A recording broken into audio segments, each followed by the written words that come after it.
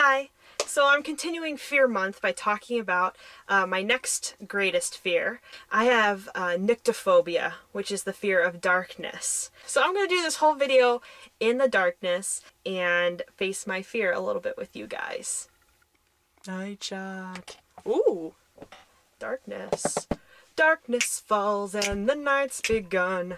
The river of life is as bright as the sun. Under the waning moon, there's danger to be found. The first thing about darkness that really freaks me out is that feeling of being completely and utterly isolated from everybody. It could be that loneliness that could be so suffocating. We had cable when I was a kid and I was flashing through the channels and there was this guy, he was taking a girl who was alive and putting her in a coffin and burying her underground, and she was just screaming the whole time. And that is one of my greatest fears ever, is being buried alive and completely isolated from everybody and feeling like nobody will ever find you and or nobody would be able to hear you scream. That's really terrifying. And the second thing that freaks me out about the darkness is sort of related to isolation. But it's even that you'd be isolated, but there'd be something else in the room with you that you would have nobody else to turn to protect you. I tremble. I feel like there's something right behind me. They're gonna eat me alive. Please don't kill me. If I stumble,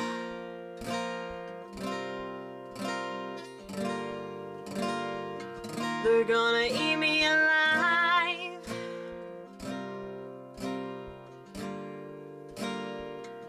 Can you hear my heart beating like a hammer?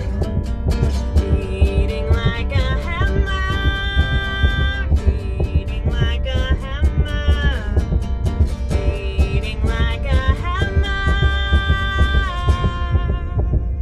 But I think all of us get that sensation or intuition when we go to a dark place like the basement or the attic. We get the goosebumps going up along our skin and the hair rising on the back of our neck. We just have that sensation that there is something else in the room with us that is going to jump out and kill us.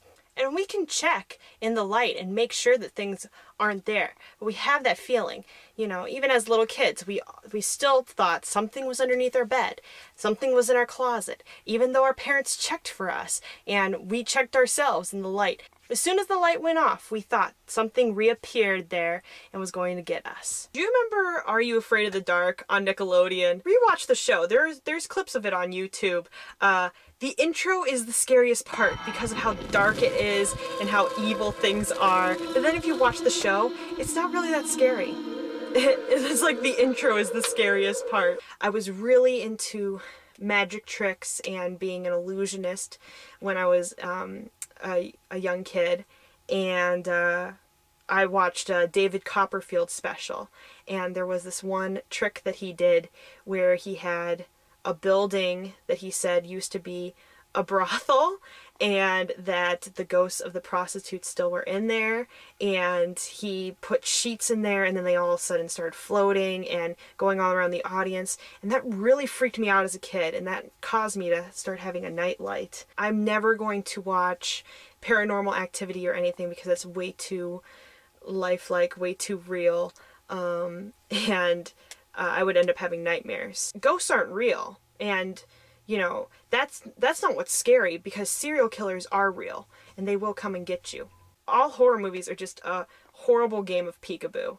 We are regulated to a fear that an infant has of peekaboo, that around any corner something could pop out and get you. But I think that that's also just hardwired into all of us, is that as human beings, we always want to seek out the light. We're not really comfortable with darkness. We want to find the light in things, if you want to get really deep and philosophical about it. Happiness can be found even in the darkest of times, if one only remembers to turn on the light. So there's nothing really to fear about darkness. All you have to do is just really find the light. The main fear for me when it comes to darkness is serial killers, and those are super, super rare. It'd be very